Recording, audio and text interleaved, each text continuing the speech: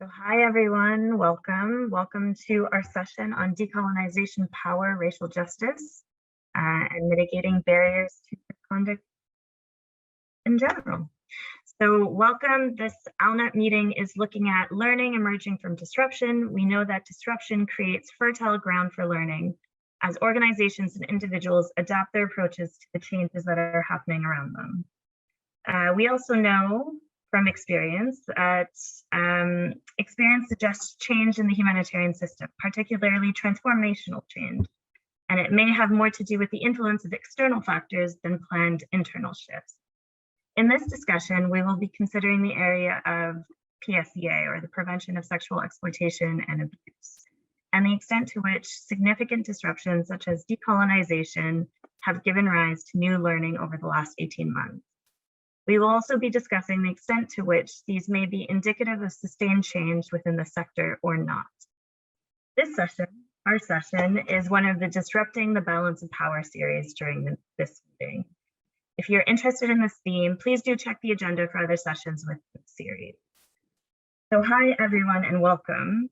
Today we're going to be discussing, as the title suggests, the link between the external disruptions.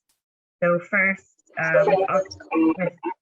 please could you mute if you're just joining us?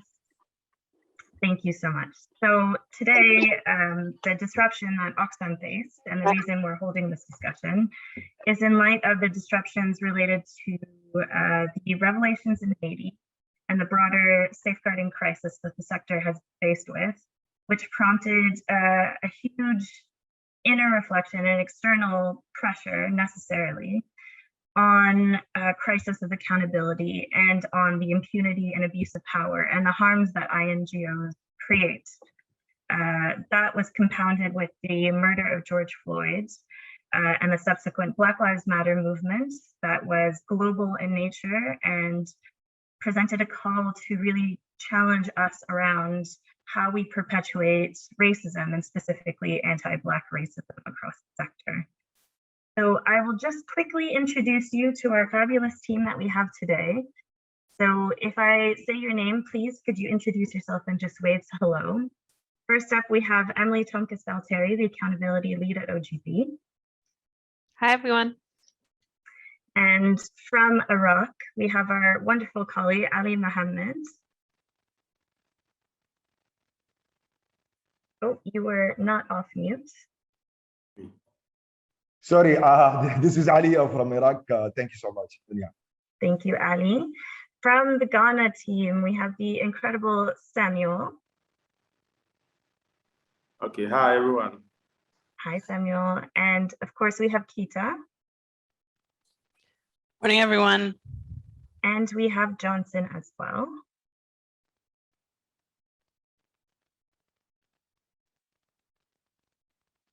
Johnson may have dropped off, but we will come back to you in a second. We have Rhaea Russel-Cartwright next. Hi, everybody. And of course, we have Shahd Mousalli. Hi, everyone. I'm just going to triple check Johnson may not be with us, but in case you are, I will give you 1 or 2 seconds to just say hello. And if not, we will move forward. Okay. So our incredible team here consists of multiple different working backgrounds. We have teams who work in education, protection, meal, of course, partnerships, and racial justice. And now I will take us through our next stage. So today, basically, what we'll be doing is we'll have a panel discussion between Keita, Samuel, Johnson, Ali, and myself. From there, we will go into breakout rooms where we will be in for about 40 minutes on 4 specific themes. So the themes of the day are partnerships, risk, accountability, and racial justice. And you'll be able to self-select just on the main page here. Following that, we'll come back together, share some key lessons about how we move forward with what we've discussed. And that'll be our session for the day. So that's it in terms of the agenda. In terms of housekeeping, so this window works just like your regular Zoom call. You will be muted by default. Please use the chat on the right-hand side to comment during the section. Slido, you'll see that we have a poll coming up, but you can also ask questions in the questions and answers section in the right-hand side bar, and you'll also be able to upvote other questions. So that'll be important during the last stage when we come back from breakout rooms. Polls will open in the same tab. As I said, you will see the results once you have voted or typed in the questions to the. We also have a Miro board embedded under this window, so we'll explain that a bit later when we get to the breakout rooms. So over to you, Emily. Thank you, Ania. So hopefully our poll will be coming up within the room, so you won't be able to see it in Zoom. So if you flick across to back to room 3, hopefully our poll should appear on the right-hand side. You've got a sort of a tab Q&A and polls. So here is the first question, where we just wanted to ask, when you've been designing reporting mechanisms, either for general feedback or misconduct reporting, to what extent have you considered the concept of decolonisation at the design stage? So we've got a ranking system of not at all, somewhat, strongly, very strongly, and then of course an option if you've never designed any reporting system before. So if you can please vote on the first question, and then our second question will hopefully appear. Oh, I'm just watching the results change, which is quite exciting. So at the moment, I've got 35% of not at all, 32% as somewhat, which is really encouraging and higher than I expected. Quite a lot of people who have never designed a reporting mechanism, which is absolutely fine. 5% strongly. So we definitely want to hear from you. Okay, so hopefully if we can now put up the second question.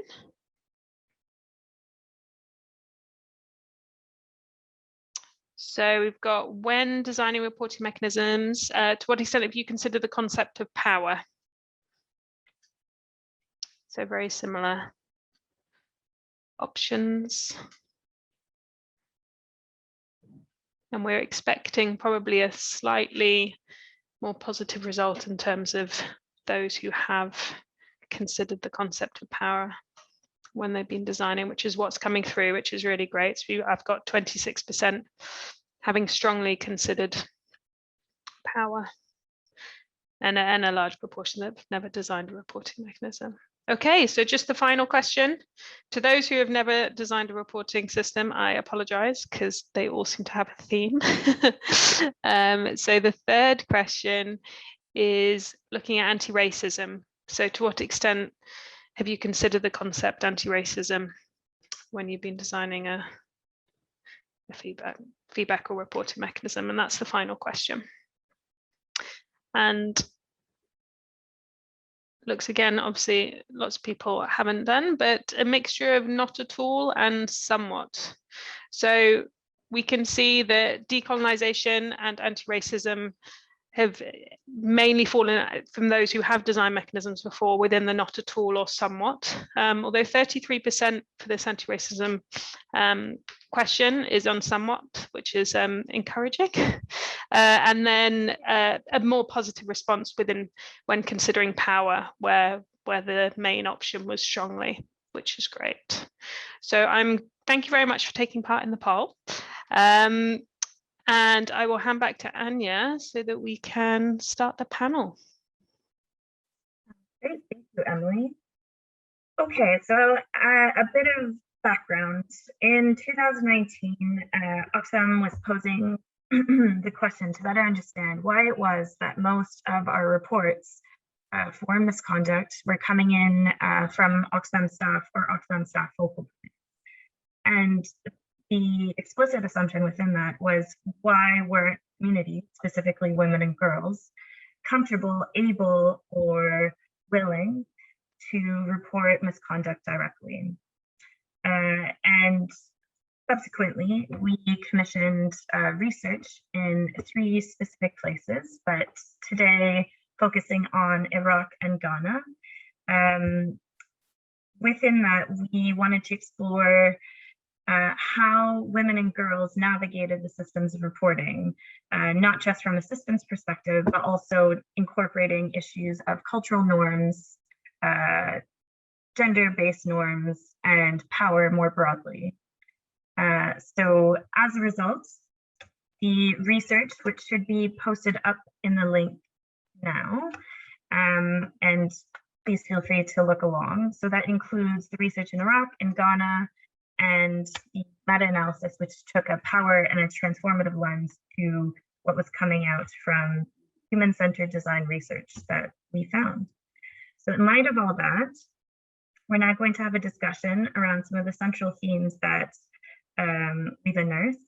Since the research, these teams, so Ali, Keita, Johnson, Samuel, have been leading on pilots to how to actually action some of the recommendations.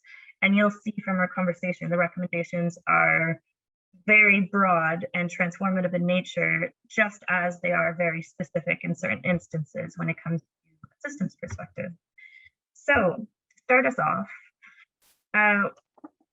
what stood out to you in terms of some of the key barriers identified during this research? And I'll start with you, Ali, if that's okay. Yes. Yes, Ania. So you are asking about the barriers. Yes. Okay. So maybe I can just flag the most important component or a factor, which is that the community prefer to go for the community resolution, and their coping mechanisms start to increase in terms of depending on the community resolution, especially during COVID-19, because there were a lack of NGOs presence in the camps. That's community resolution happened due to many reasons. Most important reasons, it's the traditional and the gender norms.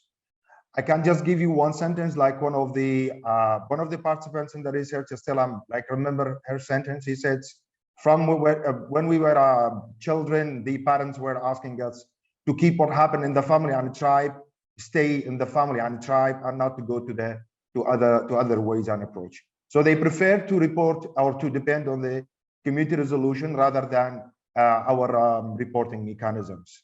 Yeah, thank you so much. Thank you so much, Ali. And from the Ghana side, I'm not sure if Samuel or Johnson, you're able to comment. Samuel, please. Okay, so my internet went off. Back to the first question, right? In terms of the barriers that came out from the research. If you look at in terms of Ghana, the research findings were actually grouped into three: personal, interactional, and then structural factors. But central to it was the issue about trust. A lot of people do not have trust in the system that we have, even in individuals, that even if they report their misconduct issues to them, they will maintain that confidentiality. So a lot of people do not trust the system, even our reporting lines. They thought that it was not fit for purpose. For instance, if you go to our communities, most of them, email is a challenge. Internet connectivity is a challenge. But we have a reporting line which has email as one of the options. Then we also have a reporting like a telephone number which people will have to access. But it is not, it imposes some cost on people. So it is something which is actually not fit for purpose. So it's not toll-free. And then there were other factors. For instance, people have some perceptions that if they report, they may face certain consequences. For instance, in our cultural setting, women naturally, and then girls are not so, if you are an extrovert or if you are somebody who speak out, and then you are involved in any kind of misconduct, if somebody assaults you, the first point of call is that maybe you behave inappropriately. So they may not even listen to you. And in our cultural setting too, they do respect or listen to elders more than the young people. So if any case of abuse happen, and then if you want to report, they may listen even to the elderly person more than the young person. So in terms of our culture, some of these things happen. So people were afraid, mentioned that the consequences that may happen, either to them or even to the perpetrator. How are they even going to treat the perpetrator? How are they even going to treat the victim? Are people going to point fingers at the victim that this is the person who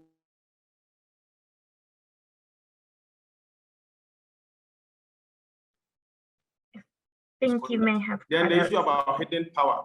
Most of us, most of our beneficiaries, they have a lot of respect for Oxfam, and for that matter, they believe that there's no way we can manhandle or abuse them. And then the issue about hierarchy also came into play. That in our setting, immediately an incident occurred, the first point of call is for them to resort to their chiefs. So, and these religious leaders, traditional authorities, and abuse issues. So people may refer to use those channels to report issues of misconduct, rather than to rely on our reporting mechanisms. So these are the findings from Ghana. Maybe Johnson may want to add.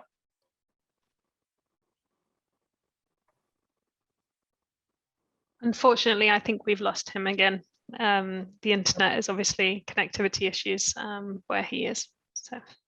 Problem.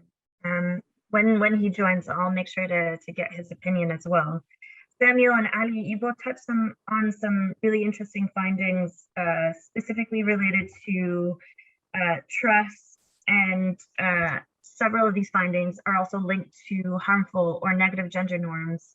We see, you mentioned a sense of loss or resignation, or scrutiny on reputation, for example, and the link of what is defined as behavior that is appropriate or inappropriate. I wonder if we could speak a bit more to gender norms specifically. So in this question, I'm wondering how many of the barriers basically were identified by women and girls were around not just lack of access, around reporting systems, but around some of these broader issues that I mentioned. Could you speak a bit more about the link between gender norms or gender justice and reporting or misconduct more broadly? And I'll start with you, Ali, if that's okay. Yeah, thank you so much. So yeah, we cannot separate the gender norms and the misconduct reports, to be honest. As my colleague Samuel was saying, this is retained to the gender norms because of we have a different context, but all of it linked to the gender norms. And for example, the survivor blaming, like this is that happened mainly in Iraq context. Survivor blaming, not only and misconducts are related to the humanitarian worker or to the NGOs. No, that's already happened even inside of some of Iraqi courts, and even in terms of dealing with some cases by the Iraqi government. In terms also, if we go to the tribe level, and let's say Sheikh and Mukhtar levels, families levels, that's always happened. The survivor blaming, I think, I will just talk about this because we have a limited time, but there is many things. One of the feedback that I heard from one of the local partners during a safeguarding training, they were saying we cannot always put all of the fault on the subject of the concern. The survivor always has a part of a safeguarding case of a misconduct. And from that, actually, I heard that's like more than one time during a local partner training. From that, we recognize like the community always has this mindset of the survivor always blaming and somehow. So if we take this as example for the local partners who are working in the humanitarian field, so what about the communities who has no such experiences and such a training and capacity building? Thank you so much. Thank you so much, Ali. Keita, I wonder if you could speak a bit about your experience or your understanding of the link between gender norms, harmful gender norms, gender-based violence, and conduct. Over to you. Yeah, so I think that the misconduct research really highlighted, like both Ali and Samuel mentioned, broader cultural context, broader issues around gender inequality within sexual and gender-based violence, but within gender justice. And so, you know, we have issues around victim blaming. We have issues around power dynamics where survivors are generally just not believed, and people look at them and question their story. And that isn't just an issue in Iraq. It's not just an issue in Ghana. It's a global issue. You know, we've seen over the past few years. And so the impact of those social and gender norms really do need to be addressed holistically and broadly, not just around PSCA, but when we're talking about the work that we're doing. If we don't hold gender justice, gender equality as core values of our organizations, core values of ourselves as individuals, then I mean, the work that we're doing, it's just kind of disjointed and it's not really going to be effective. And so maybe I can give a concrete example. In Ghana, so we have this misconduct pilot that we're running, but as part of our broader work, we also have a project on sexual and gender-based violence. And one of the key things that we're doing in that project is coming out with research around social norms that perpetuate sexual and gender-based violence. And so, because we know that we see that connection, you know, we see that connection between PSCA issues and sexual and gender-based violence, gender inequality broadly. And so I think it's just important for us, particularly in the NGO and INGO sector, to kind of recognize that the issues in PSCA, they don't just kind of come from nowhere.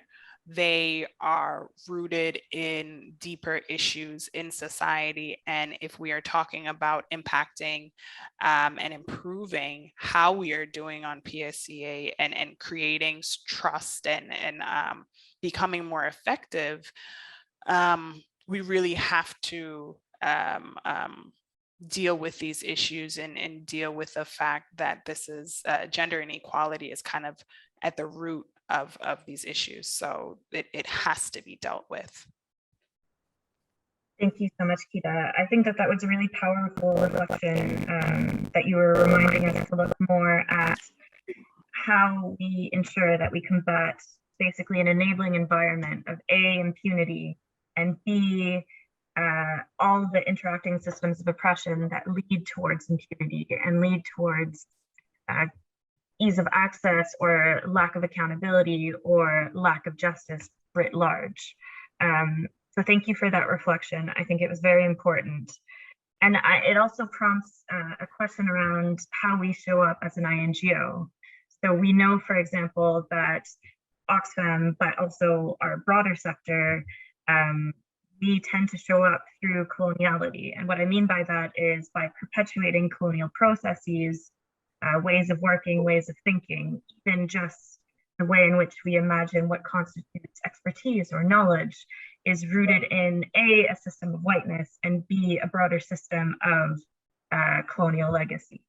So I guess my question to us is, how have we seen us perpetuating maybe colonial presence or colonial, it's hard to pronounce, coloniality, sorry, in the way in which we work with partners with respect to this conduct?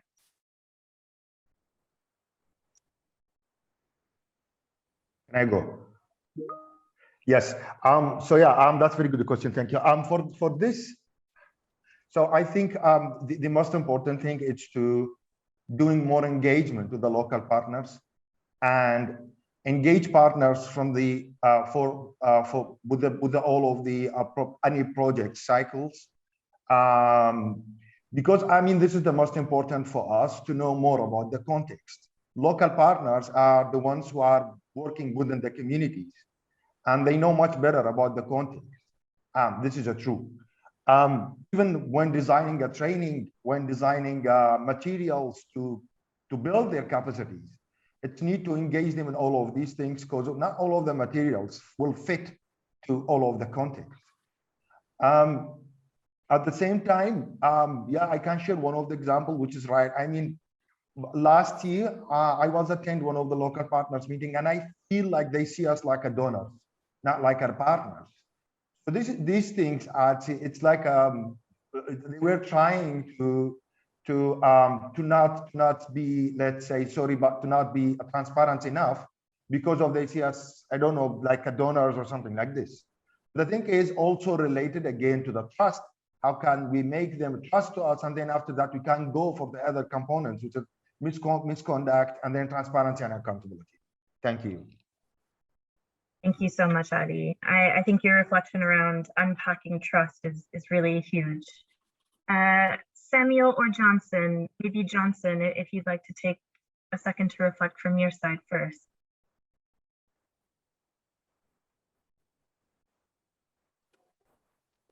Well, okay, for in terms of Ghana, we intend to actually deepen awareness when it comes to the issue about misconduct and the reporting mechanisms, trying to be transparent with all our beneficiaries, the people who we come into contact with, that they are aware of what action constitutes misconduct, what constitutes maybe child abuse. For instance, in some setting in Ghana, the issue about child marriage is something which is still persistent.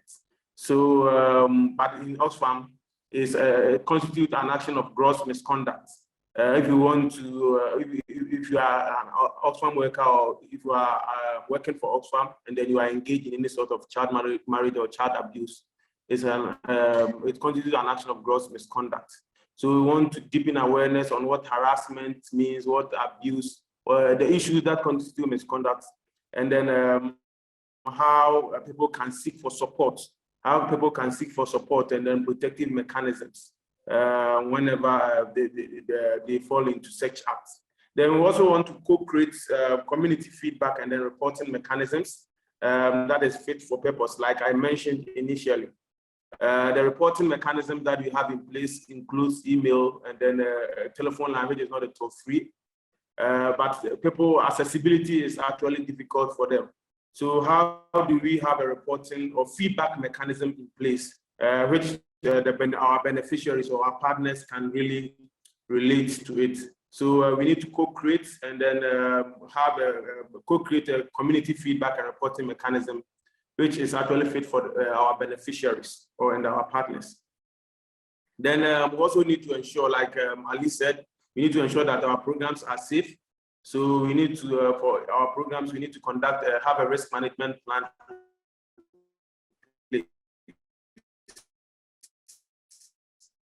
So that we are able to protect and then safeguard. We have to also support our partners to put in place that will guide their work.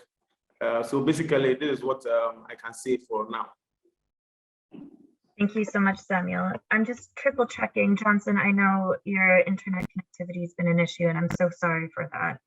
But I wonder if there's anything you'd like to add from your side, Johnson, if you're able.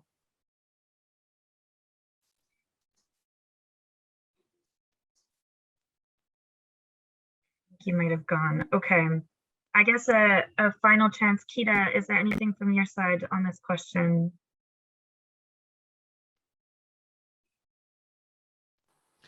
No, I think that everyone has said it. It's really about. I think we have these values as institutions, and they sound really good on paper. And it's really about kind of moving them from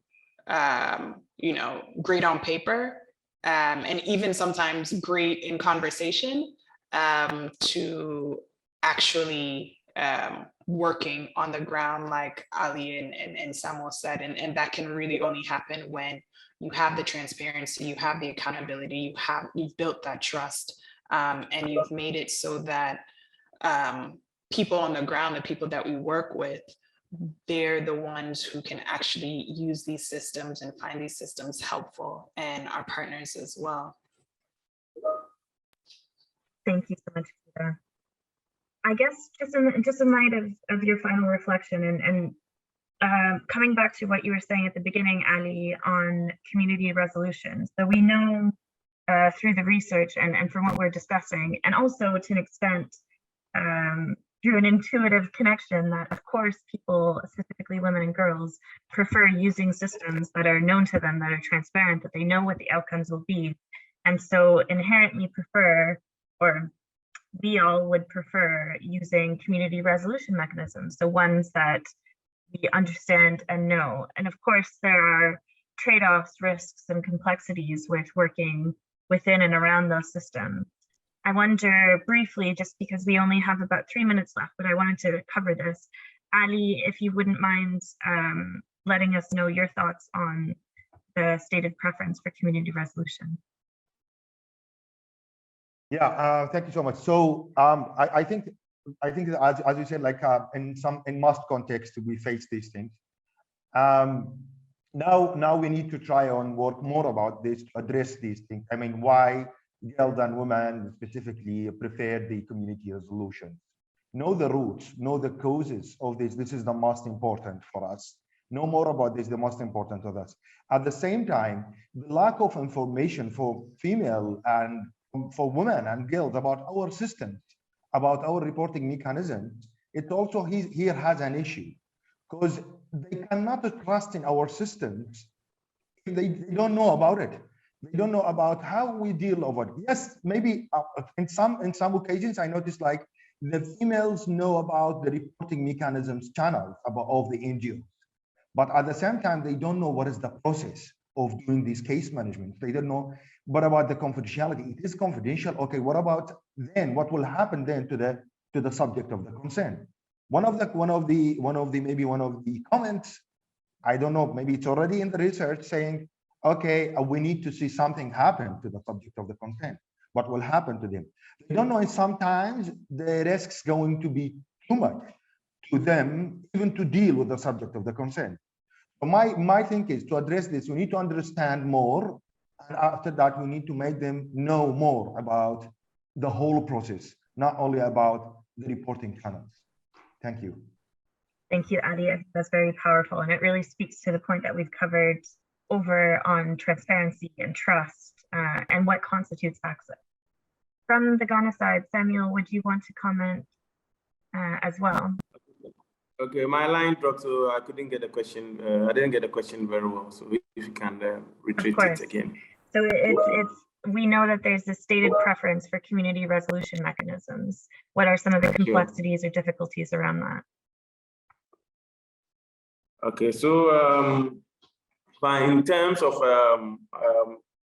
allowing for sustainability or to allow people to continue to use our system, it would be good that we co-create it together. Something which for them will be accessible, something which they have a trust, something which is responsive. So we should look at something around that, not necessarily having, it should be co-created, not necessarily leaving everything to the partners to do or our beneficiaries to do, but something which can also fix for the nature of our work, something which could be accessible to both Oxfam and then to also the beneficiaries or our partners as well. So that in terms of continuous usage, people will continue to adopt. Perfect. Thank you so much, Samuel. And thank you so much, Ali and Keita and Johnson. I'm so sorry that the internet connection cut off, but I think we all really appreciate your... If I may come in again, in terms of the risk aspect that you are talking about, we see that there are some social and then cultural norms and practices and behaviors that reinforces some of these misconducts. So people may not be willing to report. So as a risk, we see that one as a risk, that the societal norms, behaviors, and practices. And then there is that our reporting mechanism may not also be accepted and used by victims. Like I said, it should be co-created and then co-owned. Then we need to create a lot of awareness on it so that people will continue to use it. Thank you so much, Samuel. Super appreciated it. So just to briefly summarize, we've touched on some key and core concepts. Moving forward now, we're going to be going into breakout rooms to kind of unpack them a bit further and a bit more in detail. So you should have the ability to choose within the main ALNAP page out of the 4 categories. In the, wait, I should check the order. Yes, so in our first category, we have risk, which you'll have the incredible Ali and Emily co-facilitating for you. Into partnerships, you will have Johnson, Samuel, and Shahd. Into accountability, you'll be with me. And last but certainly not least, we have Rhaea and Keita who are co-facilitating on racial justice. Okay, we're just bringing everybody back slowly. So welcome back to our main group. I am still checking to see who all is with us everywhere.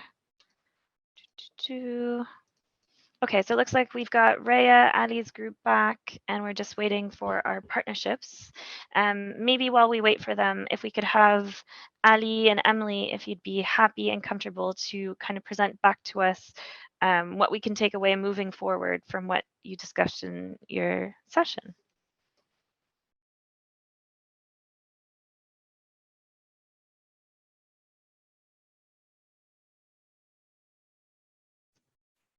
Sorry, Ania, was that aimed at me? Sorry, my laptop just died and I've just rejoined.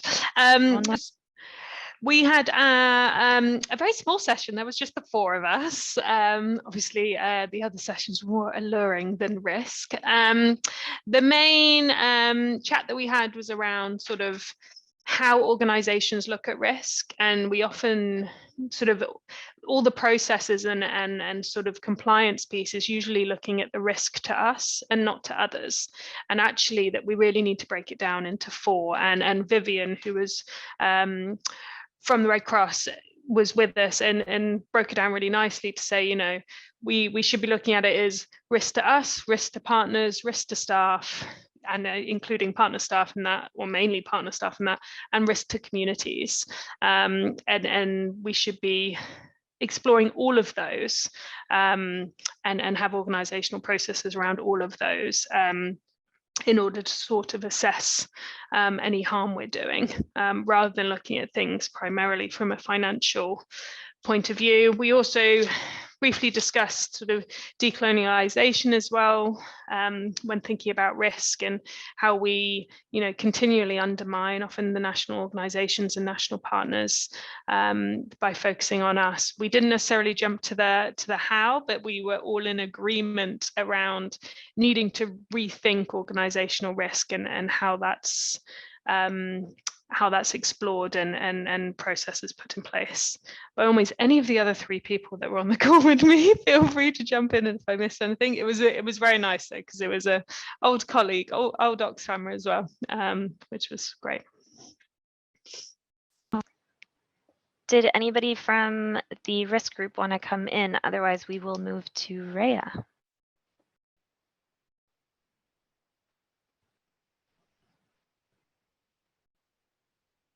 Okay, Rhaea, please, if you could share, Rhaea and Keita, share from your group. Yeah, sure. I can start off, and Keita, please jump in just to add. So we had about a group of 13 of us, people from across the sector, and also some members who study in race and colonialism as well. So it's a good mix there.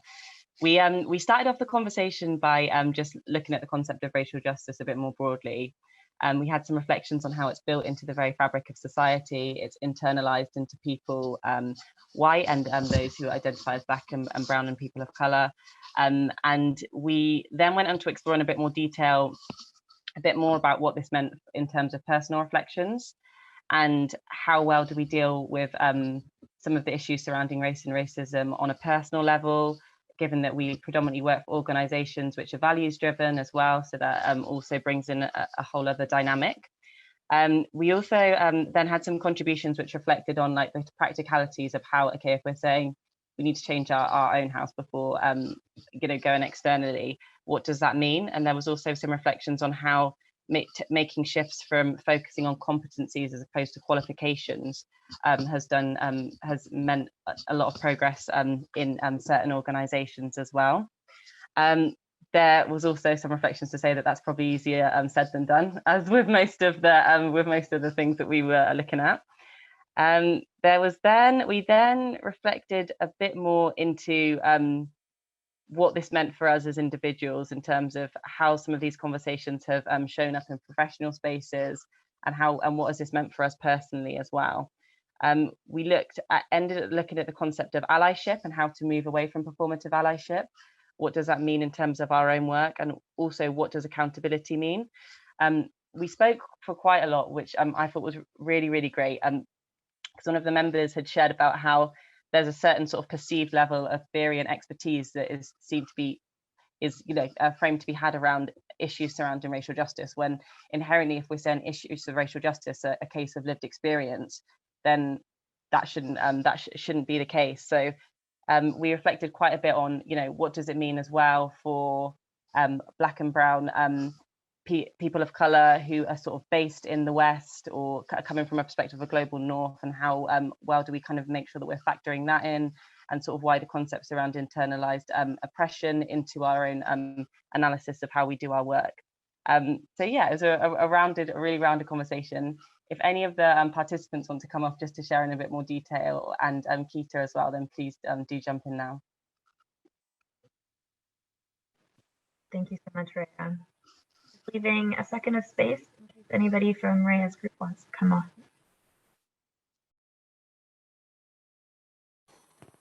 I think maybe one thing that I'd like to add is thinking about, I think what came out in our discussion was really thinking about the personal nature of racial justice, and moving away from kind of the professionalized talk around racial justice and moving into what it really means as an individual.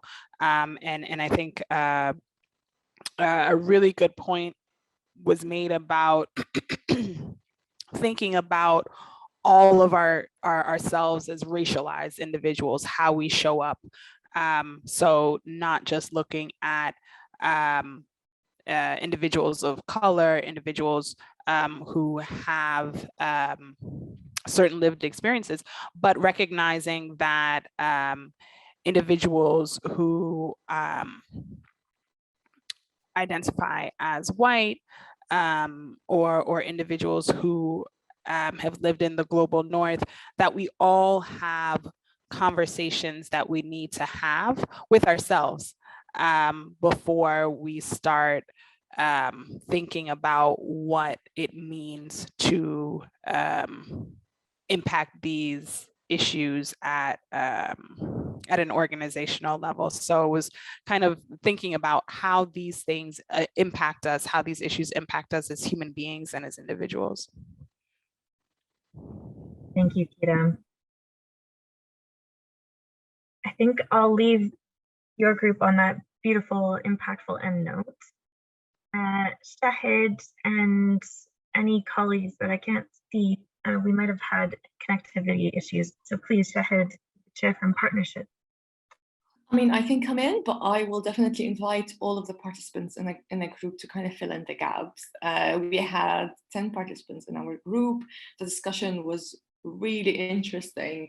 We started by trying to position where partners particularly local and national partners fit in within the whole misconduct and safeguarding process, and then kind of reflected on their role and how much of, when we talk decolonization, how much of the policies that already exist and that are already in place for INGOs are co-created by local partners or even by the local community that we work with, and how much of that is imposed on them. And there's a clear kind of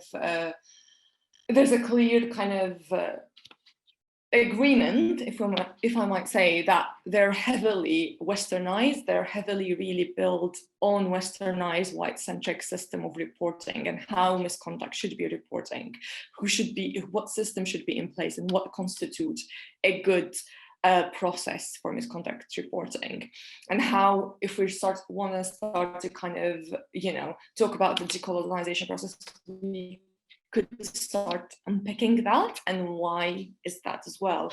Trust, we spent a lot of time talking about trust, and for all of the good reasons, because it was one of the most complicated things to talk about when it comes to misconduct reporting. So first of all, we have this kind of contradiction between donors trusting INGOs to conduct misconduct reporting processes, but local communities not trusting INGOs with their misconduct reporting. So that is that gap, and for that gap is really explainable by why, because for donors, this is the right way to do it, through the kind of westernized way of doing misconduct reporting. For local communities, why should they trust an organization like Oxfam or an INGO with these, and why not resort to more community-based and led approaches? And it would also kind of, we move towards, well, actually, do INGOs trust community ways of doing or handling misconduct in the first place? And do INGOs really put in the effort to understand indigenous knowledge and indigenous expertise, but also the indigenous lived experience of how misconduct reporting should be handled, basically. So as INGOs, we definitely need, that was kind of one of the recommendations that came out, how to put in more effort into listening to kind of communities on how these systems need to be changed so they are more safe for them, and kind of really follow their lead, basically, on these different areas. That's it. So trust took up a lot of the conversation, which for all of the good reasons. But I'm going to call on Samuel. Unfortunately, Johnson, our co-facilitator, couldn't. I think, unfortunately, we've run out of time. We're actually at the close of this entire session right now. So super quick accountability. We had incredible conversations on language and power, on the relationship between donors and INGOs, and ultimately, how do we ensure that we get the basics right? So the actual feedback mechanisms, ensure those are adequate, and then have broader conversations about power. So thank you, everybody. And I'm really sorry to make that go fast forward. I really appreciated all of your time, your input. I think a huge, massive thank you to our panel, Ali, Mohammed, we have Samuel Boateng, Johnson Naapi, Rhaea Russel-Cartwright, Keita Rose, Emily Tomkys Valteri, Shahd Mousalli, and I realized I didn't introduce myself. My name is Ania Gaboune, and thank you so much for having us to talk through decolonization, racial justice, power, and misconduct reporting. If you need us, I'm sure you can find us. We are all in and around, and our emails and everything should be in our profile. So thank you so much for your time, and yeah, thank you for having us.